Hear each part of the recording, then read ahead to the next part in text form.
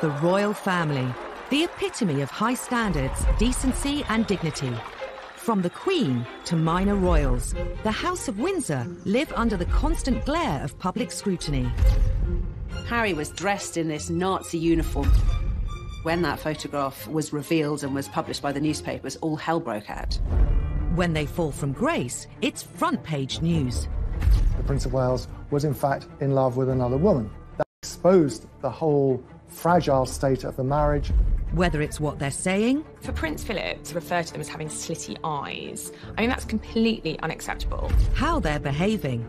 He had not enough to do. He was falling out of nightclubs, somewhat inebriated. Or who they fall in love with. He was divorced. She was a princess. The royal household were absolutely aghast. The media had an absolute field day when this relationship became public. This was a very racy royal girlfriend indeed. Royal scandals matter. The repercussions ripple through Britain. For the first time, you have a senior member of the royal family actually telling the world what is wrong with her marriage. Controversy can even cast questions over the crown itself. You think, well, why are we having a royal family if this is how they behave? Some royal scandals are beyond the palace's control, whether it's unwanted intruders. It was a huge scandal at the time, horrifying for a nation who expect their monarch to be better protected. Or troublesome in-laws. There will always be debacles with the Markles, and whenever they step into the light, they will cause another scandal.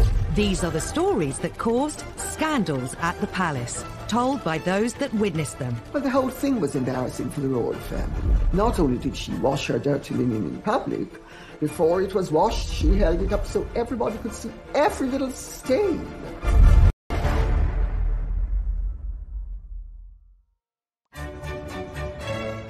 The House of Windsor, an institution at the heart of our nation. The royal family really goes to the very essence of as who we as Brits identify as and see who we are. The Queen is amazing because she's our head of state. Unlike previous royals, the Windsors rule during a media age like no other. The idea of that goldfish bowl, which the royal family live in, means that scandals are never very far away because the world is watching. However hard the royal family may try to control its image, it's almost impossible to do so when scandals erupt. And no scandal caused as much damage to the House of Windsor as the day Princess Diana decided to reveal all about the state of her royal marriage. Diana had and nurturing the relationship. She did it with several journalists. She did it with writers. She did it with me. After their fairy tale wedding in 1981, Diana became the most scrutinised woman in the world. Diana was the biggest star, the biggest celebrity on the planet. If you wrote a story about Princess Diana, it was on the front page, no matter what. But not all the headlines were positive. Some press reports suggested that all was not well between her and Charles. Diana wanted to make sure the public heard her side of the story, even if it caused a huge scandal. In 1992, she dropped a bombshell that would rock the House of Windsor to its core. She secretly cooperated on a tell-all biography with journalist Andrew Morton. Princess Diana felt that she didn't have a voice. She was trapped inside the palace, and people didn't know her plight. She was approached by Andrew Morton through an intermediary called James Colthurst. He acted as a go-between. Andrew Morton gave him the questions. James put the questions to Diana, and she answered them in a tape recorder, and the tape was given to Andrew Morton. Colthurst made repeated clandestine visits to Kensington Palace and taped several conversations with Diana. I was working with Diana in 1992 and was completely unaware of her liaison with the go-between James Colthurst. Had I been aware of it, or had I been advised about it at that particular time, I would have probably encouraged her not to do it. Diana's butler, Paul Burrell, was one of her closest confidants. Even he was kept in the dark until shortly before the book's publication. I remember saying to her, "Do you think it's a good idea?" And she said, "Well, it's done now. It's too late." She didn't seem to care. This was her chance to tell the world exactly what she felt. During the conversations, Diana had revealed some of her most intimate secrets. Andrew Morton knew when published they would cause a sensation. He just could not believe what he was seeing. I mean, he knew he'd struck gold, but he was brave, and he was determined to go ahead and publish. In the weeks before the book's release, rumours of its existence circulated amongst the press. During an official visit to Budapest, Diana was confronted by the Queen's press secretary, Dickie Arbiter. She categorically denied that she had given any assistance whatsoever to Andrew Morton. She had that sort of look on her face, and I knew that she was being economical with the truth. But you don't tell... The story was published in January 1992. It shocked the world, though many greeted its claims with disbelief. The motivation was to tell the truth. For once, forget the propaganda, tell the truth about what's really going on, because we do face a crisis in the House of Windsor. It's obvious to everyone. And make you a rich man. Well, if that's a corollary, then so be it. The book alleged Diana had been driven to bulimia, severe depression and self-harm. It was headline news in every newspaper, every TV channel. The fact that Diana released such personal details about her life, it was just one thing after another, what she thought of the royal family, how they treated her. It was one of the biggest scandals ever. We knew that they weren't happy, but we thought they were managing that unhappiness. Morton's book showed that they in fact led very separate lives, and that as far as Princess Diana was concerned, her husband, the Prince of Wales, was in fact in love with another woman, Camilla Parker Bowles. Royal author Lady Colin Campbell knew Princess Diana well and has also written a biography of her. The whole thing was embarrassing for the royal family. Not only did she wash her dirty linen in public, before it was washed, she held it up so everybody could see every little stain. The most shocking claim in Andrew Morton's book was that Diana threw herself down the stairs while 4 months pregnant because she was so unhappy. While many poured scorn on the claim, Paul Burrell says he remembers the incident well. I was actually at Sandringham when I heard this enormous clatter on the wooden staircase to find the princess halfway down it, faking a tumble while she was carrying Prince William. There's no way on this planet that she would put at harm her unborn baby, but she wanted attention. I think the Andrew Morton book was a cry for help. Diana and Charles's marriage was under the spotlight like never before. So too his relationship with Camilla Parker Bowles.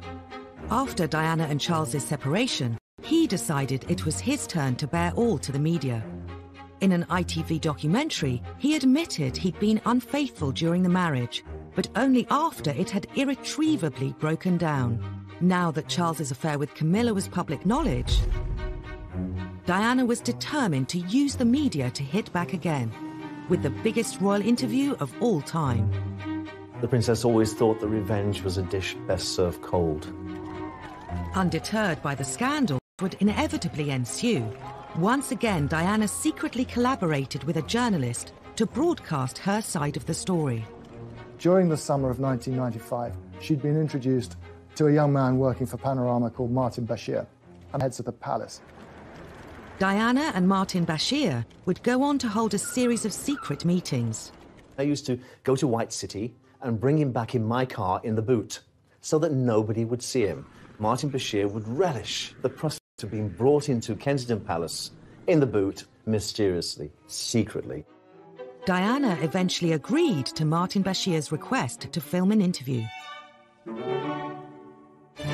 But fearful Buckingham Palace would find out, she kept it a secret, even from her press secretary, Geoffrey Crawford.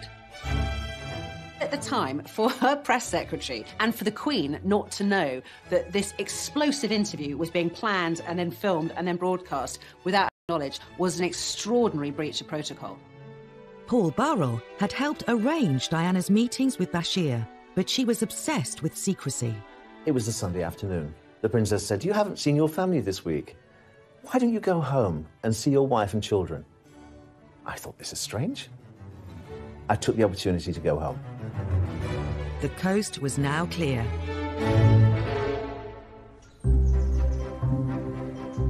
The Panorama team were secretly admitted to Kensington Palace. Their cameras were set up over a weekend. There was no one around. And they actually got the whole thing in the can before Diana admitted what was going on. Monday morning, I arrived back at the palace to notice all the furniture had been moved in the Prince of Wales' study. And I said to the princess, why have these chairs been moved in different directions? I had a dance class yesterday afternoon. Later that evening, she confided in me that Martin Bashir and the camera crew had been into the palace to film the interview. Oh my goodness, I said, you didn't say anything you shouldn't say, did you? She said, well, I did say a few things. Would you say that you were happily married? Very much so. But the pressure on us both as a couple with the media was phenomenal. I think the thing people remember most is her description of her marriage and the fact that there was a third party in their marriage, namely Camilla Parker Bowles, whom she made clear had been having an affair with the Prince of Wales, her husband. The princess came across as doe-eyed, vulnerable, hurt, wounded. She knew exactly what she was doing, even down to her makeup and the way she was dressed. The way she presented herself on that Panorama interview was key to winning over the hearts of the nation. It got more than 22 million viewers. You can also see why the royal household was so totally devastated by it, and they didn't even know it was happening when it was being planned. With Army officer James Hewitt. Yes, I adored him. Yes, I was in love with him. She just needed somebody to love her. Diana would make one more shocking comment about Charles's future role as king. Being Prince of Wales produces more freedom now, and being king would be a little bit more suffocating. And because I know the character, I would think that the top job, as I call it, would bring enormous limitations to him. And I don't know whether he could adapt to that. Some think Diana was driven by an ulterior motive. The thing that people objected to, not only in the royal family, but in establishment circles, was how she had tried to deprive Charles of his rights to the throne. Her agenda was, if the Queen dies and Charles is out of the line of succession, William becomes king and she can work herself into the position of being regent. I mean, the whole thing was madness. Diana's interview made headlines the world over. The House of Windsor was under scrutiny like never before. So for the first time, it's in modern royal history, you have a senior member of the royal family actually telling the world what is wrong with her marriage, what is wrong with her husband, why I'm so unhappy in this, why it's about time that I left the royal family. That was the story. It was a story that nobody really expected would happen, but it did. A scandal could bring down the monarchy. Diana almost did. She wouldn't have been proud of that. But I think the royal family are only there for as long as people want them to be there. Diana's revelations were a watershed for the House of Windsor. However, she wasn't the only royal to court publicity and cause scandal. The Queen Mother in particular was incensed that in one fell swoop, Edward had managed to set them up to be complete laughingstocks.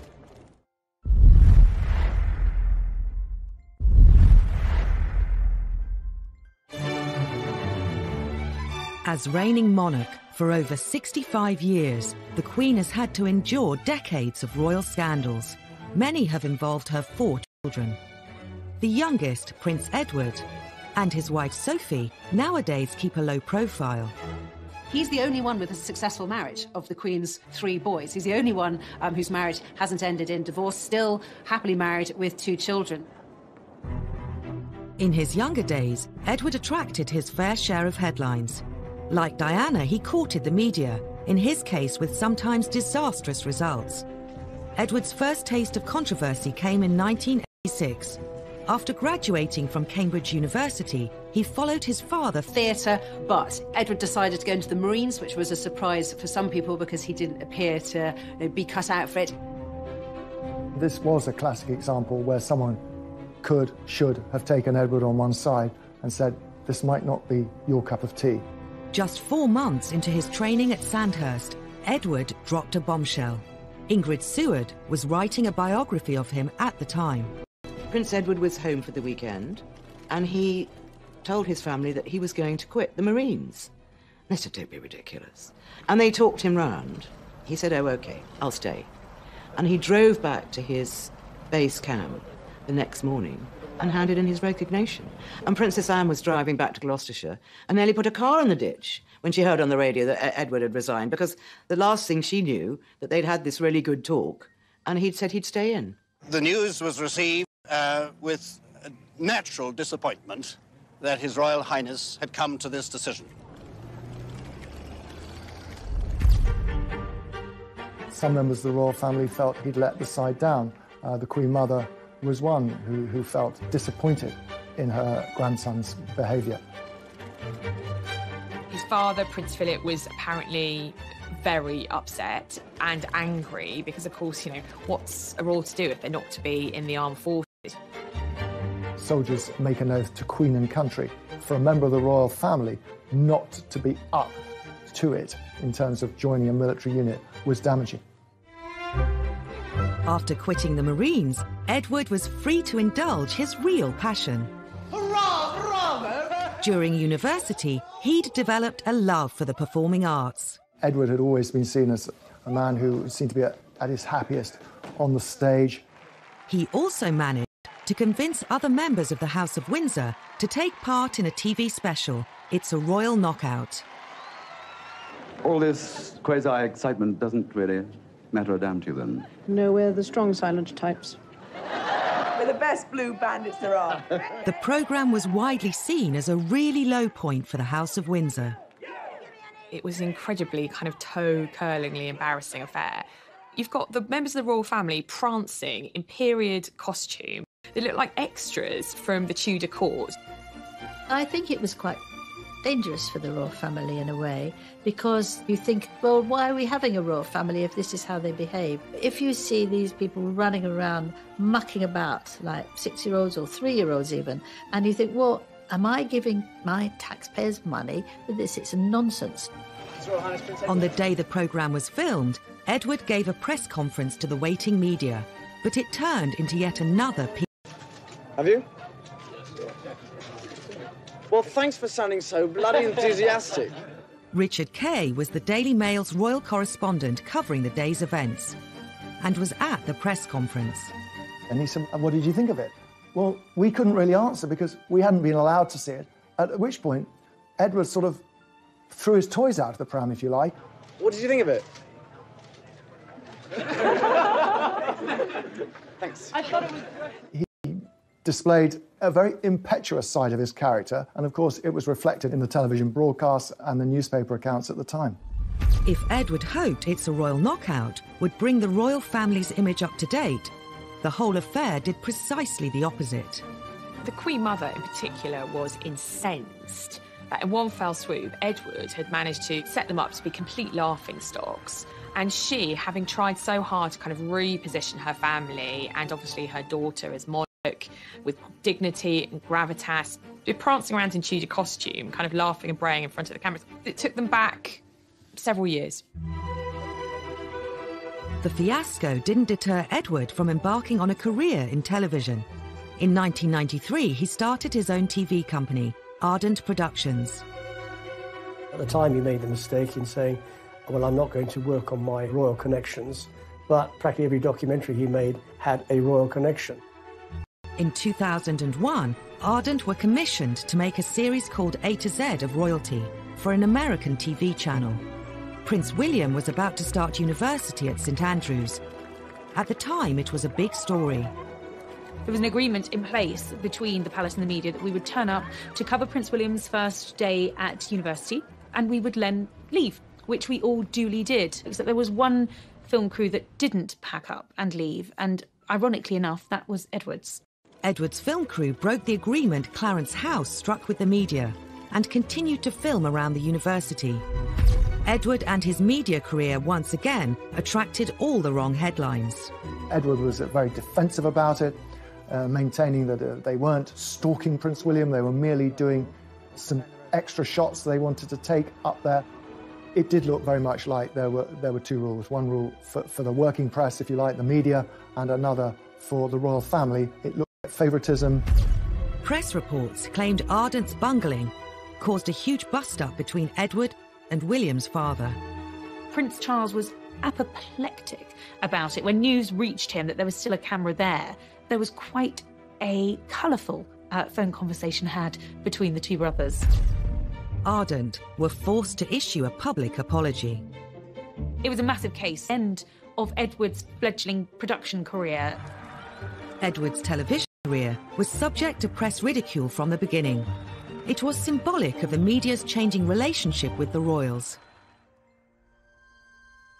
In the years immediately after the war, the British media showed far more deference to the monarchy. But in the 1950s, that began to change. The threat of scandal forced Princess Margaret to abandon her plans to marry.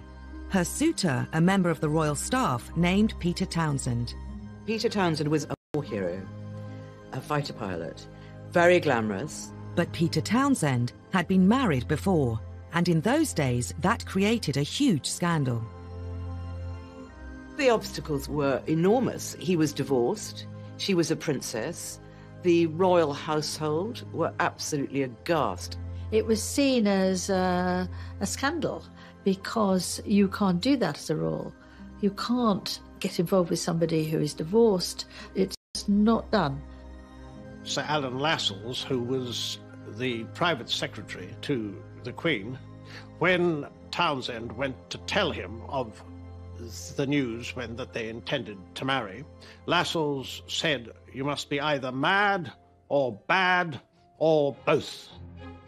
The Royal Marriages Act meant Margaret needed her sister the Queen to agree to the marriage. But her role as head of the church placed Elizabeth in a compromising situation. The Queen was head of the Church of England, therefore could not condone the remarriage of divorced people in church. So for Princess Margaret, that was going to be tricky. Divorce was a dirty word. It was a dirty word in terms of the church. It was a dirty word in terms of government. In those days, the church did not recognise divorce. They knew it was happening, but they didn't recognise it. They didn't like it. As the church and the powers in the government pressed the Queen to oppose the marriage, the romance was about to become public knowledge. An eagle-eyed reporter saw Margaret brush a bit of fluff off Group Captain Peter Townsend's RAF tunic, and royals don't brush fluff off the hired help's tunic, and they thought, aha, there's something here. It was out in the open, they couldn't disguise it. That gesture of the bit of fluff went right round the world and was, in fact, a major story which led unquestionably to a crisis. This was a public display of affection which was very unwise.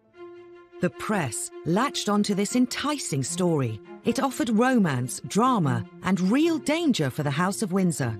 The country was hooked. Margaret was really the first celebrity royal. People were fascinated in her life, and she was dating someone who was quite a controversial character, and this was quite a racy royal romance, so it made the headlines. Unfortunately, the fact that he had been divorced was a big issue, and whereas a lot of people were privately sympathetic to Princess Margaret, there was still this huge issue hanging over it. The romance was doomed. Margaret was presented with a choice. If she married Townsend, she would have to give up her title as princess. She chose her duty to the crown. She issued a rare statement in which she said that she had decided not to marry Peter Townsend. She recognised that being Princess Margaret and given her place in line to the British throne, that actually it was a case of duty before self, and that was what she decided to do. It was the first of the post-war scandals to hit the royal family. It was a tragedy in many ways that Margaret hadn't been able to marry him. He was her first love, the big love of her life. The Queen's intervention quelled the growing controversy around Princess Margaret's love affair. But the damage to royal reputations was done, and the floodgates had been opened. The age of deference was over. The royal family was now fair game. Half a century later, tales of a tearaway prince would create more shocking headlines in the tabloid press. Prince Harry did have a very troubled adolescence. He missed his mother a lot.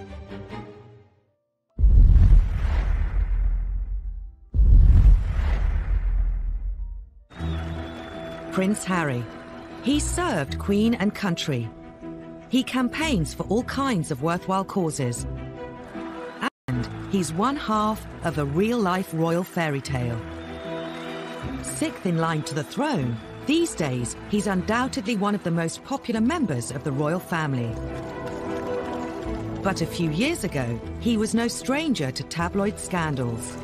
Harry's always been the one who knew he'd never be king. Didn't matter. So Harry could do exactly what Harry wanted.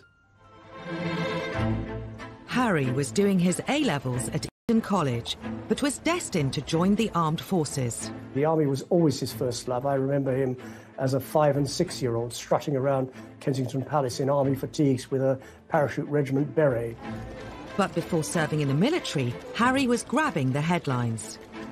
He had not enough to do. He was falling out of nightclubs, somewhat inebriated. In 2002, the antics of the 17-year-old were to make front-page news. He got involved with smoking cannabis and drinking too much, so his dad took him by the ear and took him to a rehab centre. Prince Charles was so concerned at how often his younger son was using cannabis that he insisted he visited the Featherstone Lodge Centre in South London. Prince Harry met addicts. Story caused a stir and would become a major front-page splash. The News of the World got a hold of the story and, put it to the palace, and we're going to go and run with a big story about drugs. Prince Charles's spin doctor at the time, Mark Bolland, later said they decided to cooperate with the News of the World to try and present the story positively. They showed the Prince of Wales in a good light by saying as a dad he was taking his kid to the rehab centre to show the dangers of drugs and drink. And the News of the World would go along with it because then they could run the story on the drugs anyway. What youngster of that age wasn't falling out of nightclubs or pubs? It happens all the time. Even if you've got a protection officer in tow, that you are going to get up to things that maybe you shouldn't. Others in the media speculated that Harry was struggling to cope with the death of his mother at the age of 12.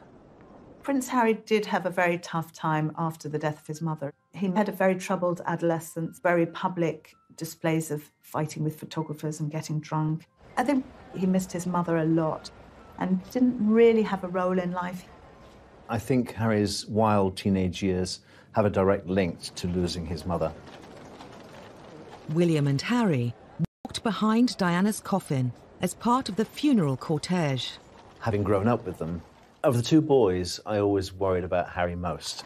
An almost intolerable moment for the two boys, the two princes. Impossible to put into words. I knew that William was of an age he could understand his mother's passing, and Harry wasn't. And that really did affect his teenage years. He admitted a couple of years ago that he suffered mental health as a result of the death of his mother. At the time, he said no 12-year-old should be asked to walk behind a coffin. But then Prince Harry's no ordinary 12-year-old. He's a prince of the United Kingdom. After the rehab story, the press became increasingly interested in Harry's personal life. This was a difficult time for Harry. When Harry and William were at school, the press had voluntarily signed this agreement with the palace that they would give the boys their privacy. That was a big deal on Fleet Street. They were prepared to do that. But of course, once they left school, all bets were off. With Harry viewed as fair game by the tabloids, the floodgates opened. It was a fancy dress party with a colonial theme. Harry, for some reason beyond most people's understanding, decided that he was going to dress up with Nazi insignia, which a guest caught and photographed and sold to the Sun.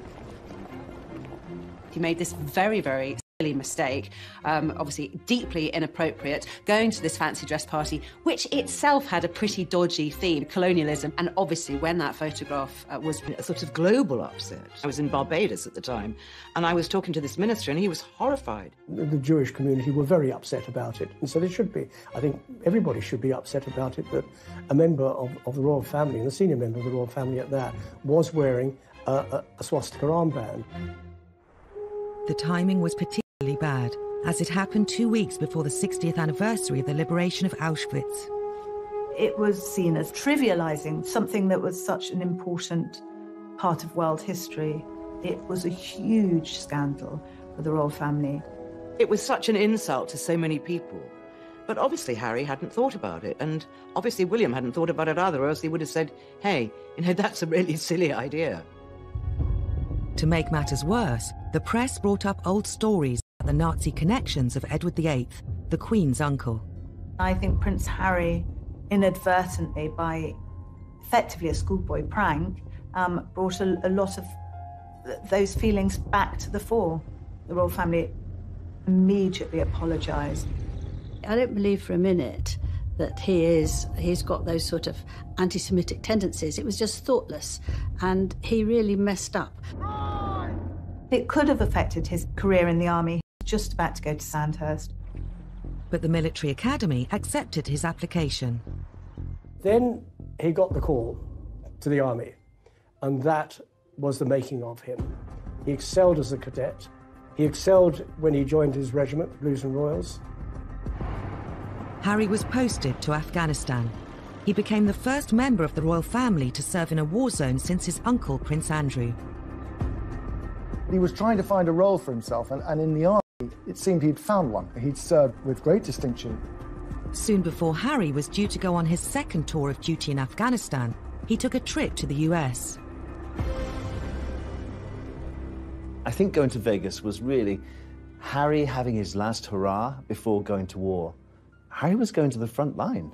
In August 2012, footage emerged of Harry at a Las Vegas pool party surrounded by women in bikinis. He let off steam in a way which sort of raised eyebrows. I think that's at the very least.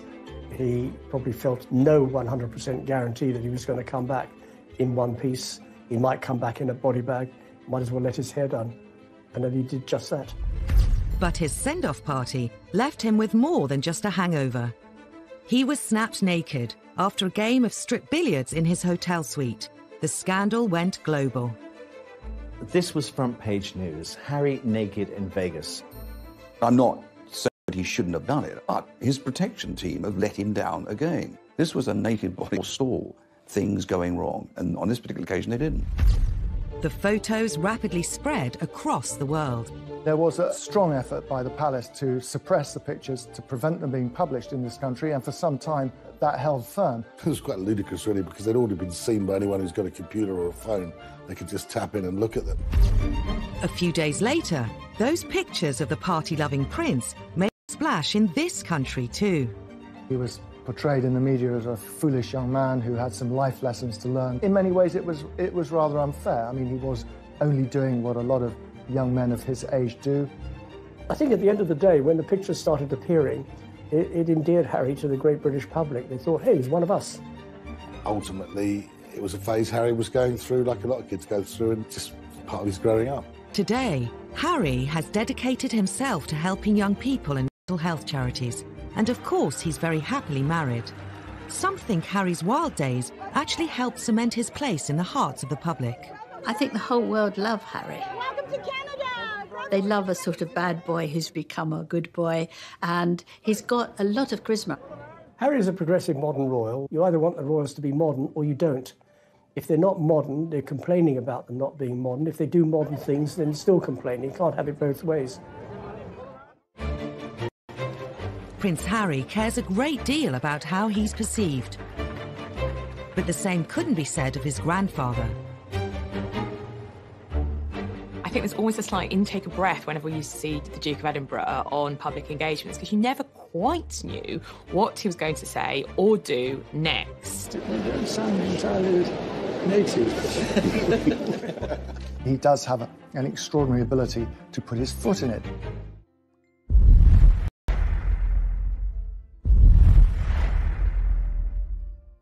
Before retiring from public engagements well into his 90s, Prince Philip did a remarkable job, accompanying the Queen on royal visits throughout the UK and all over the globe. We've now seen the world's most experienced pluck on there. He's also known for his blunt sense of humour. Philip would rather be known for his one-liners than for his gaffes, of course. But nevertheless, that's how many of these jokes, if that's what they are, have been interpreted by the media over the years. I mean, he does have an extraordinary ability to apparently put his foot in it. Historically, whether he's giving a speech to dignitaries, greeting world leaders, or being given a tour of a hospital, Prince Philip has been known to offend his hosts. Philippines.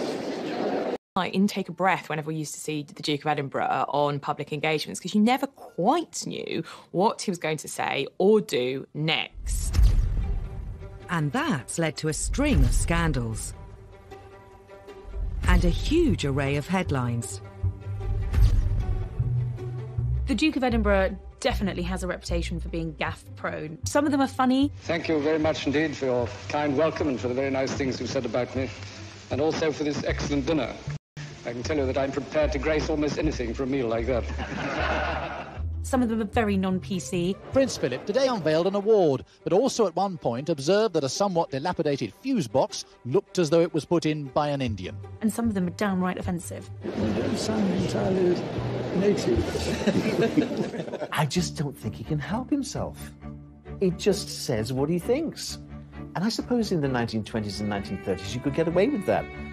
Prince Philip is a law unto himself. I think it would take a very, very brave person to say, sir, by the way, can you just tone it down a bit? No one tells Prince Philip what to do, first and foremost. He is his own man. He says what he thinks and what he feels.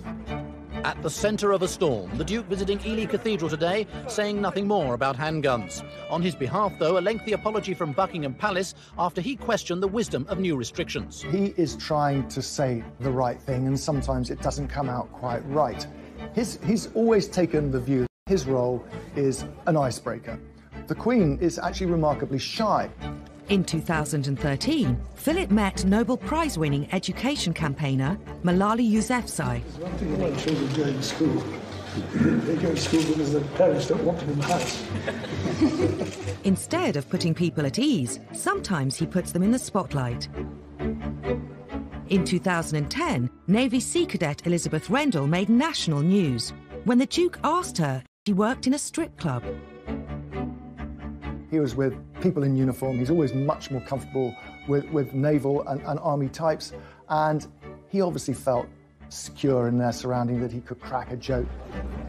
While people in the UK are used to his old-fashioned sense of humour, on the international stage, the Duke has sometimes threatened diplomatic relations with foreign countries.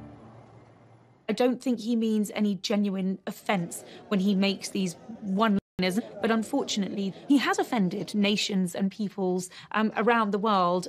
In 2009, the Duke committed one of his most high-profile blunders when meeting Barack and Michelle Obama. Meetings with the Chinese, the Russians, David Cameron. Can you tell the difference between I think Prince Philip asking whether you could tell the difference between Chinese, have a preponderance of saying something rude about the Chinese. In 1986, while on a state visit to China, Philip made arguably his most infamous and catastrophic blunder of all. They were behind the red flag of China for the very first time, a huge visit because of all the trade potential. And it went terribly well, up and until Philip's comment. He described Beijing as ghastly and then made further offensive comments about the Chinese people. I was there when he said to a group of students, if you stay here any longer, you'll get slit eyes. The students themselves weren't offended. However, the hosts were, and there was an enormous diplomatic mission undertaken to smooth things over. Of course, on the surface, everyone said they weren't offended at all, but we were always told that behind the scenes, things were very fraught. I don't think the Queen was overly impressed with that one. The Duke's gaffes may cause tension, but the press have always lapped them up. Some who know the royals feel Philip is treated unfairly. Prince Philip likes to relate to people on a human level. He tells jokes that are funny. What have you done wrong? But if you hijack the joke and take it out of its context, it can be misinterpreted. The problem is, when Prince Philip makes a gaffe, all the press are absolutely delighted because there they have their story. During royal tours, there's always somebody that goes off on what they call gaff watch. They follow Prince Philip to see if he says anything rude or inappropriate or racist. And he nearly always used to come up with some very funny remark. He can be a godsend to the media, but sometimes he does offend. Yeah, there's no doubt about that. There's some classics, like when he went to Australia. In 2001, the Duke was accompanying the Queen on a royal tour of Australia to help mark her Jubilee. The Duke asked Aborigines if they still threw spears at one another. It was just one of those moments where people just didn't know what to say or where to look. This comment caused such uproar and such offence that the palace was forced to release a statement to make it very clear that the Duke had made these comments with a light heart and that no offence was intended. But of course, by that point, the damage had been done. He had hugely offended his hosts. In spite of, or perhaps because of Prince Philip's infamous gaffes, he's remained very popular with the public. Well, Prince Philip is one of the most well-loved members of the royal family. He really was the kind of comedic companion to the Queen. He has been sort of a wonderful husband to the Queen, so supportive throughout. An essential ingredient of any happy marriage. And you can take it from me that the Queen has the quality of tolerance and abundance. Sometimes it's not just the reputation of the royal family that's on the line, it's their safety. When there's a lapse in security, it's not simply a scandal, it's a matter of life and death. She could have been knifed, she could have been suffocated. Anything could have happened to our monarch lying in her bed. We're used to seeing the public lives of the royals. What goes on behind palace walls has always been more of a mystery. The royals have been hit by a number of scandals involving their personal security. Security scandals are scandals because this is our royal family. They're precious to us and we want to keep them safe. Well, if we can't keep some of the most important people in the country, the Prime Minister, members of the royal family, alive, then what hope do we have for the rest of, hoi polloi? As stories have emerged of royal security lapses, they've given us a glimpse into the private lives of our royal family. In the early 1980s, an intruder at Buckingham Palace got dangerously close to the Queen. I think in this day and age especially, the security of the Queen is of the utmost importance, and we have to ensure that we do have the best security in place and protection for her. You would think that Buckingham Palace is one of the most secure properties in the land. You're wrong. 7 a.m. on a hot July morning in 1982. 33-year-old unemployed decorator Michael Fagan was suffering from severe depression after the breakup of his marriage. He found himself outside Buckingham Palace and spotted an open window. Back in the day, the security was there, but not enough. Fagan scaled the floor. He began wandering the corridors of the palace. Within minutes, he reached the wing housing the royal apartments, including the Queen's bedroom. He had managed to completely evade royal protection and security and get straight to the Queen. On his way in, Fagan had set off an alarm sensor, but thinking the alarm was faulty, the police silenced it. To make matters worse, the armed police officer, who should have been outside the royal bedroom, was away from his post. Fagan walked straight into the Queen's bedroom, where she was fast asleep. He could easily have killed the Queen in her bed, and that would have been it. He sat on her bed, and apparently she kept him calm by having a nice chat. Minutes later, palace police bundled him out of the room. Her Majesty told me the story personally. I said, well, that's extraordinary.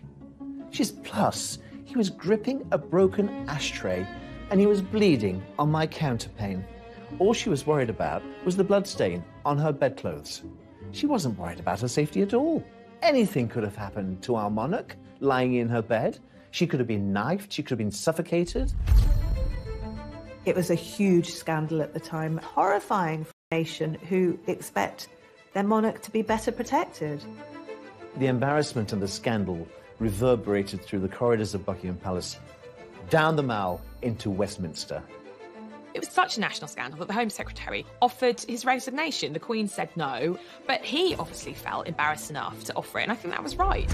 Michael Fagan wasn't charged, but did spend the next 6 months in a psychiatric hospital. The scandal meant that royal security was doubled, and Her Majesty could sleep safely in her bed. The Queen had a close escape, but 2 decades later, the royals were hit by yet another security scandal at Prince William's 21st birthday party. It seemed lessons hadn't been learned. It's impossible to believe that an imposter can get into Windsor Castle, particularly something as high profile as Prince William's 21st birthday party, and yet that's what happened. The theme of the party was Out of Africa. Unbeknown to the news crews filming the build-up, they'd caught on camera the man who would be on the front pages of the tabloids the next day. And it wasn't the birthday boy. Happy birthday! Dressed as Osama bin Laden wearing a ball gown, a little-known comedian, Aaron Barshak, the self-styled comedy terrorist, was parading around Windsor's streets, pretending to be one of Will's party guests. You can see from the footage Barshak walking up Castlegate, up to the castle, all dressed up as a comedy terrorist with a big black beard and his robes. Because, of course, trying to monitor who's meant to be there and who's not meant to be there when everybody... The comedian was dressed in a pink dress and a fake beard, so he clearly didn't fit with the theme. He should have set security alarm bells going much earlier than he did. But in fact, he was able to slip in undetected. How he managed to scale the walls, how he subsequently managed to infiltrate the party. I mean, this was the stuff of almost unbelievable reports the next day. The walls of Windsor Castle successfully kept out the rebel barons in the 13th century, but they were no match for a man in a peach-coloured ball gown and a false beard.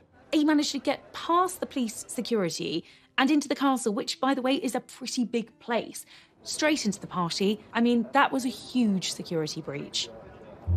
Barshak climbed onto the stage, where Prince William was making a speech. He kissed him on the cheek before eventually being detained.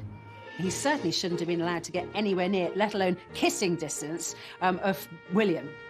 The fact that he got on stage, no one realised anything was wrong until Prince William looked at him and said, "Who the hell are you?"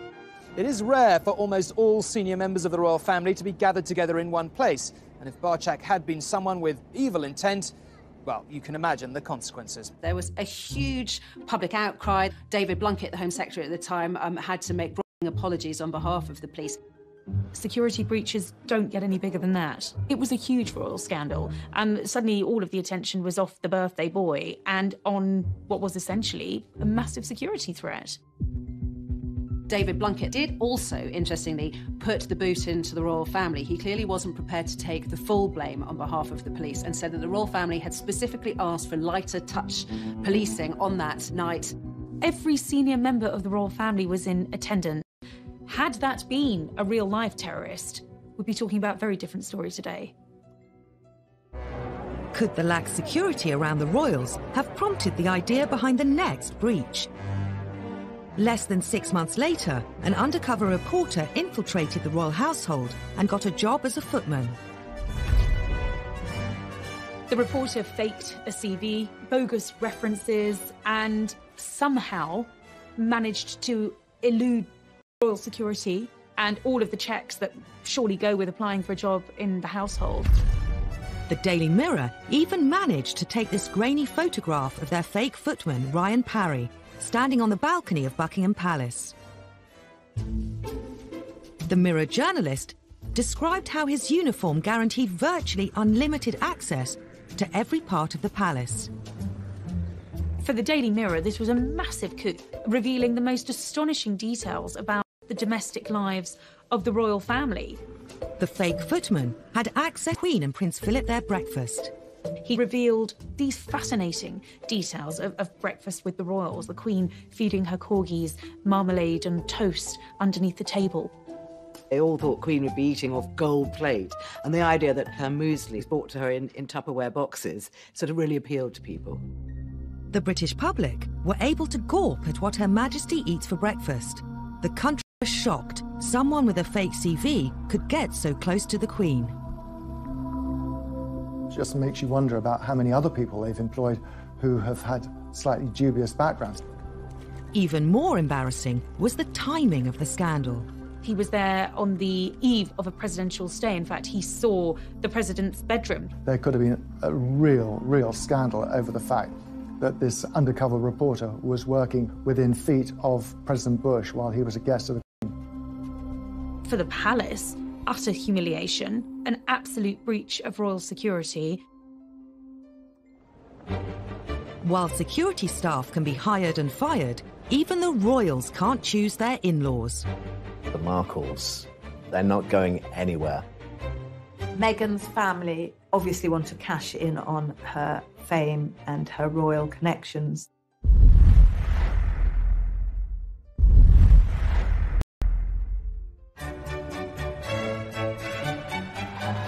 May 2018. Prince Harry married Meghan Markle in a fairy tale wedding, watched by the world. I think the wedding of Prince Harry and Meghan Markle really captured most people's imagination. And it was like a film set. I think it was very Hollywood, really, more than royal in a way. The whole country was excited at the prospect of having an American in the royal family. The royal wedding itself was like a giant street party. Everybody loved it. For the Windsors, a royal wedding means welcoming a new set of in-laws into the family.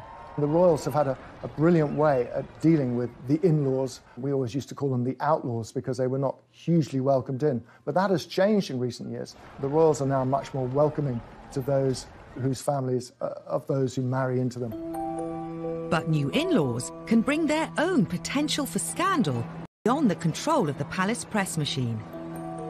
Since Meghan's engagement, her family have been a gift for the scandal-hungry tabloid press.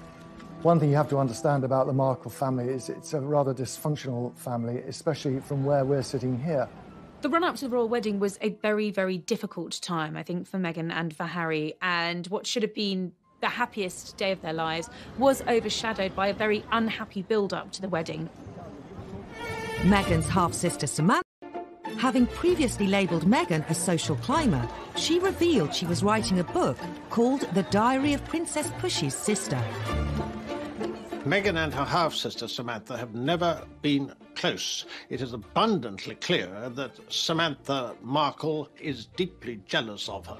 She's also been outspoken on Twitter, in one outburst branding Meghan the Duchess of Nonsense. The Markles have caused a huge amount of problems. Samantha is off the rails as far as the things that she says. In the weeks before the wedding, the scandals kept coming. Many of the Markles have been keen to cash in on their fame through their new royal connection. And no one is doing that better than Tyler Dooley, her nephew, who is growing cannabis quite legally. He decided that he was going to launch a brand of cannabis called Markle's Sparkle. You can't control the families they marry into, particularly if the families they're marrying into are on the other side of the world. In the United States, they are citizens of another country. They do things in a different way. Some royal observers think the problems with Meghan's family became even worse after Harry appeared on Radio 4's Today programme. Were there family traditions you had to explain to her? Oh, plenty. I think that's probably. I think we've got one of the biggest families that I know of, and every family is complex as well. So, no, look, she's done an absolutely amazing job, just getting in there, and it's the family that I suppose she's never had. Harry's comment about Meghan's family sparked a very public war of words with the Markles. It was a crass remark, I think, by Harry. I think he immediately regretted it because it exploded into the social media, Twitter sphere, if you like. Samantha Markle is very handy on social media, and she responded pretty much immediately, saying, well, wait a minute, there is a family here. We were all there when Meghan was growing up, and the palace should have intervened quickly to nip it in the bud. A simple invitation to the wedding would have solved it. But wedding invitations weren't forthcoming. I think Samantha Markle, along with the rest of the Markle family, have been hurt by being ostracised. I think by being pushed to the margins and left out, the biggest street party in our country last year really, really hurt them. Then, Meghan's half-brother Thomas Jr. decided to have his say in the press.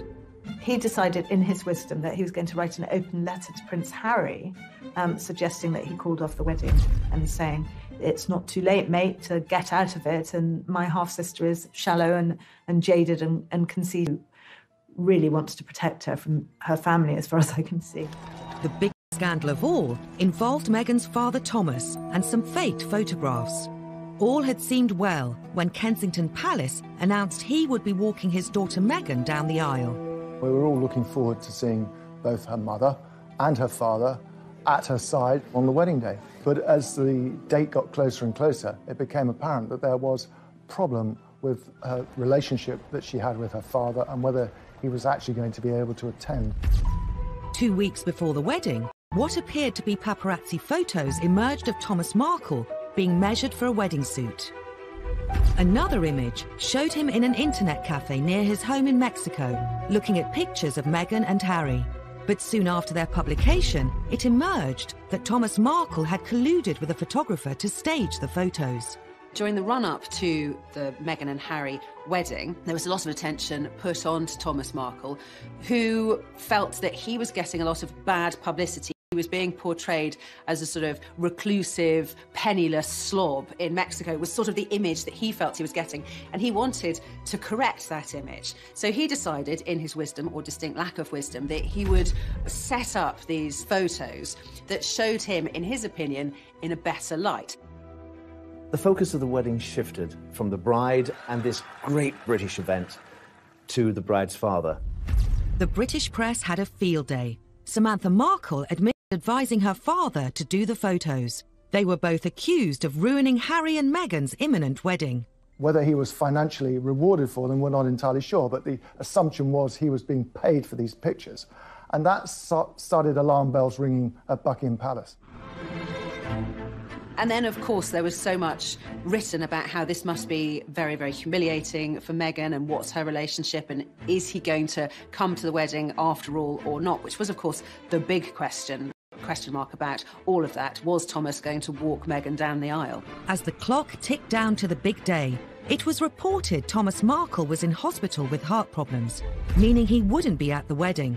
It turned into a huge fiasco for the royal family. This was a man who had to miss his daughter's wedding, who was flailing around not knowing what to do and ended up in hospital with a heart attack. In the end, Prince Charles stepped in. As a father of a daughter, more than anything, you want to give your daughter away, I'm certain, at her wedding, and the fact that he couldn't do that must be a sense of deep, deep sadness to him. Could the whole scandal have been avoided? Now, wouldn't you think they'd learned their lessons from the past? Wouldn't you think that they'd send somebody out to America to take care of the father of the bride? But Dickie Arbiter, the Queen's former press secretary, says that Buckingham Palace was powerless to intervene. A lot of people were saying prior to the wedding that maybe the palace should have done more to protect Thomas Markle. Suggests that Harry and Meghan should fly out there. Well, it's not that simple. A member of the royal family goes to a foreign country. First of all, you've got to ask the Queen's permission, if they can go. Then you've got to say to the government you want to go. Royals can't just jump on a plane.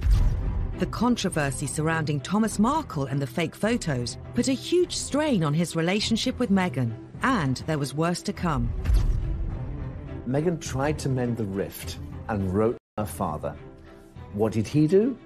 He released that letter, a personal letter from his daughter to himself, to the media. If every time she writes to him or rings him, he talks to a journalist, then she's going to stop doing it. So she's going to have to cut him out of her life, I fear. To make matters worse, 6 months after the wedding, Thomas Markle appeared on TV, complaining Meghan had cut off all contact. I've been trying to reach out for several weeks. Every day I try to text her. I just haven't received any comment back. And Samantha appeared on Channel 5's Jeremy Vine show to defend what she'd said about Meghan. I've got a brother. If I fall out with him, what I'm not going to do is tweet insults at him, because then he won't talk to me. Isn't that how we all work with each other? What was going on that didn't make sense is that I really started to feel protective over our father. But why insult her? I don't understand. Because he was being purposely ignored. Sure, but how does it help him to alienate Meghan? I don't understand. Help me understand. We were hoping that private channels would be used. They're not being used. When they failed, we went public. I don't think Samantha Markle is going to go away anytime soon. There will always be debacles with the Markles. They're not going anywhere. And whenever they step into the light, they will cause another scandal, another problem for Meghan and Harry. Next time on Scandals at the Palace. As the royals become more accessible, they also become easy targets. And often they're caught out on camera. And the thing which got her into hot water was that she could get access to Prince Andrew, her ex-husband, for £500,000.